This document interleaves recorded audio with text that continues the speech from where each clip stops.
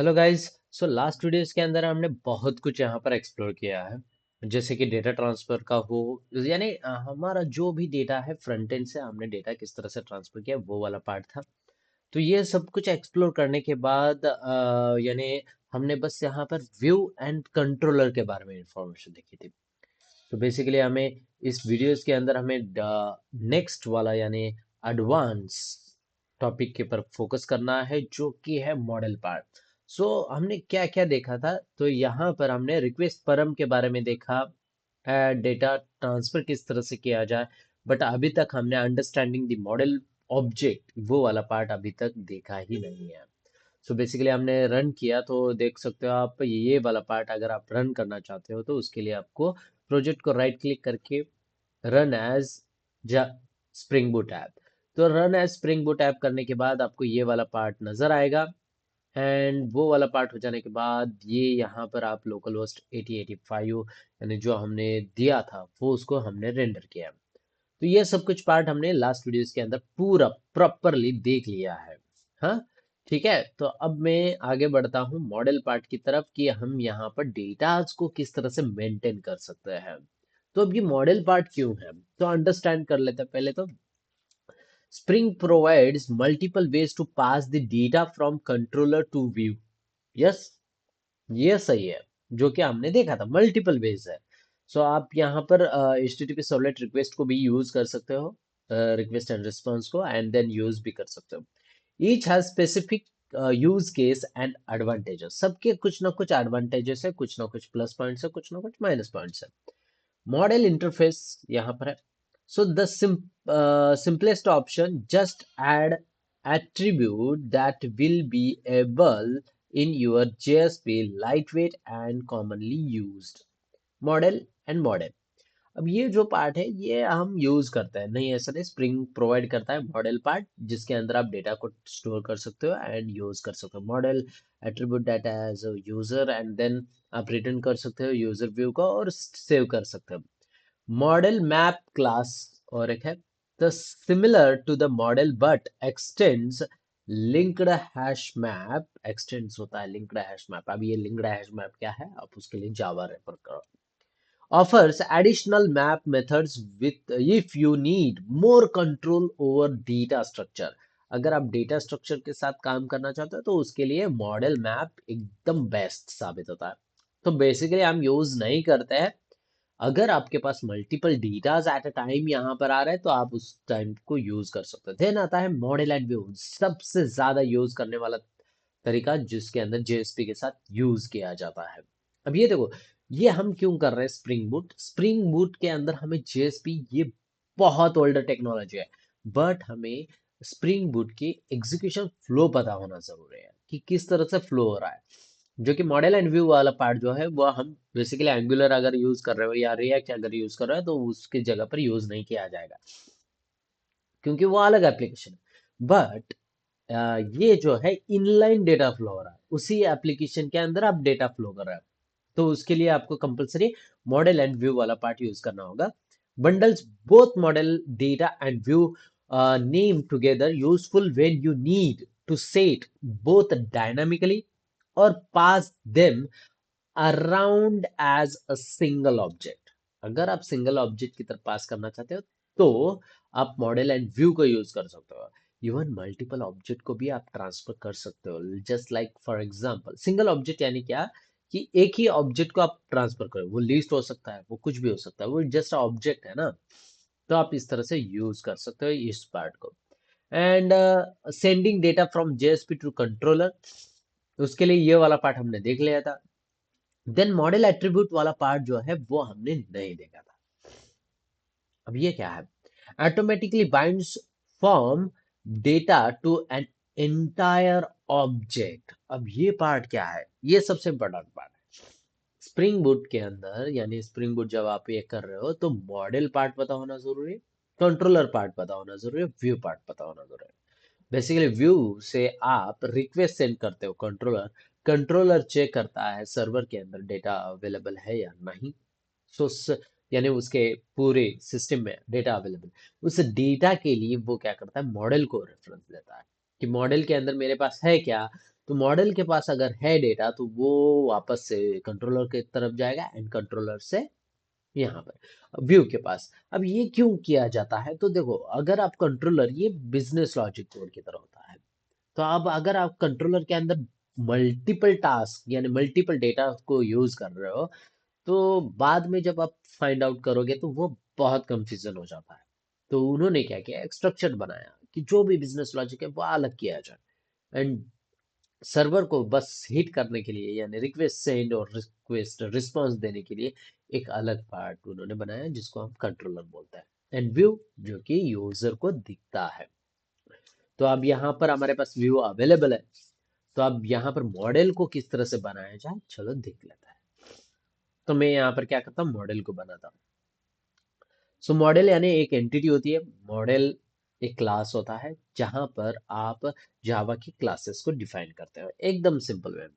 So right click on the base package, new, and then class, और यहाँ पर मैं बेस पैकेज को एक नाम दूंगा एज ए एंटिटी, और if you want give the as a model. And then यहाँ पर मैं करना चाहूंगा कि हमारा जो है वो लॉगिन रजिस्टर का है, लॉगिन रेजी। ओके, अब यहाँ पर लॉगिन का अलग नहीं बनाओगे और रजिस्ट्रेशन का अलग नहीं बनाओगे, दोनों का सेम होना जरूरी है। ओके, सो लॉगिन रेजी, एंड देन मैं यहाँ पर क्या करूंगा, फिनिश करूंगा। क्यों दोनों का सेम होना जरूरी है, क्योंकि अगर रजिस्टर कर रहा है तो उसका डेटा आपने स्टोर किया है रजिस्टर के अंदर, तो कंपलसरी आपको उसको लॉगिन करते समय रजिस्टर डेटा के अंदर अवेलेबल है क्या, मेरे पास उसने रजिस्टर किया है क्या नहीं, वो चेक करना जरूरी है। तो इसके लिए ये बनाया जाएगा। तो अब देखो यहाँ पर मैंने जैसे ही यूज किया ये ऑटोमेटिकली स्टार्ट हो चुका है, ये thanks to spring boot due tool, जिससे ये हमें यूज करने में हेल्प। अब ये एंटिटी मेरे पास है, यहाँ पर मुझे हमारे जावा की तरह यहाँ पर डिफाइन करना पड़ेगा। यानी क्या, मैं बोलूंगा private, I want private data. So क्यों मैं किसी और क्लासेस को मेरा डेटा स्टोर करूं, so I want a private data, private there is one, यानी हमने क्या यूज किया है, हमने क्या यूज किया है, हमें कौन से टाइप का डेटा को स्टोर करना है।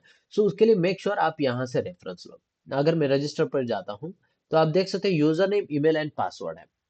तो user name email and password, so make sure आप ये स्ट्रिंग, मैं यहाँ पर लूंगा स्ट्रिंग है यूजर नेम। अब मैंने जस्ट नॉर्मली यहाँ पर यूजर नेम लिखा, उसके बाद private string email, then semicolon, और मैं यहाँ पर बोलूंगा प्राइवेट स्ट्रिंग पासवर्ड। ओके, अब ये जो है मैंने जो लिखा है वो एग्जैक्ट सेम होना जरूरी है। अगर ये एग्जैक्ट सेम नहीं रहेगा तो प्रॉब्लम क्रिएट होगी। ये इसको मैं नीचे लेता हूँ, बार बार ये रिफ्रेश होता रहता है। अब ये इसका प्रॉब्लम क्या है बताता हूँ। अब ये जो यूजर नेम है, ईमेल है, और ये पासवर्ड जो है ना, वो एग्जैक्ट सेम होना चाहिए इसके नेम। अब ये अगर सेम नहीं है तो प्रॉब्लम क्रिएट होगी। तो make sure exact same naming convention, मैं जस्ट कॉपी करूंगा। ठीक है, मैं पहले प्रॉब्लम्स को दिखा दूं क्या, ठीक है प्रॉब्लम दिखा देता हूँ। सो अब मैं यहाँ पर बोलूंगा कि कंपलसरी मुझे यहाँ पर उस डेटा को एक्सेस करने के लिए, क्योंकि ये मेरा प्राइवेट है, सो मैं यहाँ पर बोलूंगा गेटर्स एंड सेटर कंपलसरी लगेगा। सो गेटर्स एंड सेटर्स बना लेते हैं, और बेसिकली टू स्ट्रिंग बना लेता हूँ जस्ट मुझे प्रिंट करवाने के लिए। ओके, ऑब्जेक्ट को प्रिंट करवाने के लिए। अब मैंने यहाँ पर ये वाला पार्ट बना लिया। अब मैं रजिस्टर कंट्रोलर के पास जाऊंगा वापस से। ये जो पार्ट मैंने किया था, इस पार्ट को मैं कॉपी पेस्ट कर लेता हूँ और इसको कमेंट आउट करूंगा, क्योंकि मैं यूज नहीं करना चाहता हूँ, वो ओल्डर टेक्नोलॉजी है। अब ये जो मेरा पार्ट है, इस पार्ट को मैं इरेज, और ये वाले पार्ट को भी इरेज कर देता हूँ। अब मैं सिंपल बोलूंगा, देखो मैंने इतना सब कुछ लिखा था यार, मेरे पास फॉर्म अगर 20 तक अगर एट्रीब्यूट्स है, इनपुट टैग्स है, तो उन सबको मैं रिक्वेस्ट फॉर्म में लूंगा क्या, ऑब्वियसली वो अच्छा नहीं है। यहाँ पर 3 है तो हमने यूज किया, ओके कोई प्रॉब्लम नहीं। बट अगर मेरे पास 15 10 अगर है, यानी इनपुट टैग्स है, तो उन सबको मैं रिक्वेस्ट परम या फिर एक नाम से बुलाऊंगा क्या? तो नहीं, तो उसको मैं बाइंड करके रखूंगा मॉडल के अंदर। सो मॉडल का नाम है हमारा लॉगिन रेजी। सो मैं यहाँ पर बस जस्ट बोलूंगा लॉगिन रेजी, लॉगिन रेजी, और उसका एक ऑब्जेक्ट नेम दे देता हूँ लॉगिन रेजी। बस सिंपल कर देना है और सिस आउट करूंगा। और सिस आउट के अंदर मैं यहाँ पर बोलूंगा लॉगिन रेजी के ऑब्जेक्ट को प्रिंट करूंगा। ये बेसिकली मुझे टू स्ट्रिंग को प्रिंट करके दे देगा। ठीक है। अब ये हो जाने के बाद रन हो चुका है, मैं यहाँ पर बोलूंगा मॉन्स्टर। ओके, और सबमिट किया। मैंने बेसिकली सबमिट किया। अब सबमिट करने के बाद यहाँ पर आप देख सकते हो ईमेल एंड पासवर्ड तो प्रिंट हो चुका है, बट यूजर नेम नहीं। क्यों नहीं प्रिंट हुआ user name? Because user name का जो हमने एट्रीब्यूट दिया था, या आप कह सकते हो ये वाला पार्ट, यूजर नेम यानी हमारा वेरिएबल, वो अलग है एज कंपेयर टू दिस। सो दोनों सेम होना जरूरी है। सो मैं जस्ट कॉपी करूंगा और यहाँ पर पेस्ट कर देता हूँ। अब मैंने यहाँ पर पेस्ट किया तो मुझे यहाँ पर गेटर सेटर्स को बदलना पड़ेगा। मैंने बदल दिया। और टू स्ट्रिंग के अंदर भी मुझे इसको बदलना पड़ेगा। सो बेसिकली टू स्ट्रिंग को भी मैंने बदल दिया। ओके। अब बदलने के बाद फिर से रन हुआ, फिर से मैं रजिस्टर के पास जाऊंगा और यहाँ पर बोलूंगा मॉन्स्टर, और यहाँ पर बोलूंगा ये, और यहाँ पर आप कौन सा भी बोल सकते हो। और आप देख सकते हो ये आउटपुट मुझे मिला। ठीक है। तो ये था मॉडल के साथ model view controller. Data flow किस तरह से होता है ये हमने आज देख लिया है। सो हमने बेसिकली डेटा को फ्लो में लिया, यानी कंट्रोलर मल्टीपल डेटा अगर हो तो उसको मॉडल के अंदर स्टोर करेंगे एंड डायरेक्टली उसे यूज करेंगे। यह था सिंपल मॉडल व्यू कंट्रोलर का एक छोटा सा एग्जांपल, जिसको हमने आज एक्सप्लोर कर लिया है। ठीक है। और साइमल्टेनियसली लॉगिन पेज बनाओ और लॉगिन पेज के अंदर उसको यूज करो और आप खत्म। ठीक है। सो अब ये पार्ट हो चुका है हमारे पास, यानी हमने यहाँ पर बहुत अच्छे से एक्सप्लोर किया कि डेटास को आप किस तरह से ट्रांसफर कर सकते हो, एंड ये सब कुछ हो चुका है। हाँ। अब देखते हैं आगे हमें एक और क्या एक्सप्लोर करना है। तो मॉडल व्यू पार्ट, अब ये था मॉडल पार्ट। इसको मैं किस तरह से ट्रांसफर करूंगा और ये क्या करूंगा और ये क्या था, ये वाला पार्ट तो बेसिकली हम यूज करते हैं। नहीं, ऐसा नहीं है, यूज करना ही पड़ेगा। एंड देन ये हो जाने के बाद और कुछ है क्या? हाँ, बेसिकली जेएसपी के हमें बहुत कुछ पता होना जरूरी है, की फीचर्स वगैरह। ठीक है। सो हमने बेसिकली मॉडल व्यू कंट्रोलर का एक छोटा सा एग्जांपल देख लिया है। अब नेक्स्ट आगे बढ़ता हूँ। एंड देन आगे बढ़ने से पहले और एक मैं बात कहना चाहूंगा। अब मैं स्प्रिंग बूट CRUD ऑपरेशन जो है ये परफॉर्म करने वाला, spring boot your gateway to fulfil the stack flow with spring boot my SQL connect insert update delete, ये वाला पार्ट करने वाला है। तो अब यहाँ पर तो जेएसपी के अंदर बहुत कुछ करना होता है।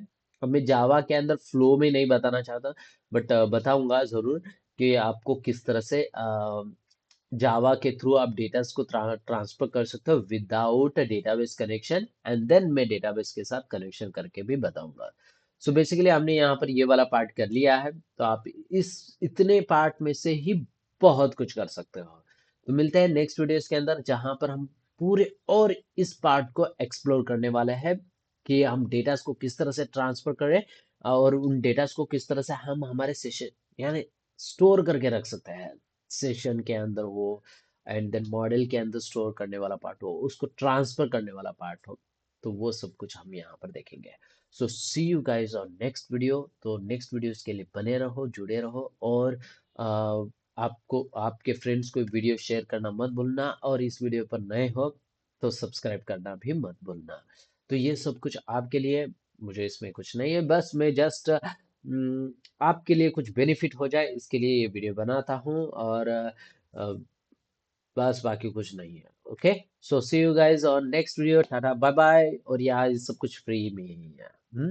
तो अगर कुछ चाहिए तो आप कमेंट कर सकते हो, उसके लिए आपको सब कुछ मिल जाएगा। हाँ। So see you guys on, tata bye bye, next video.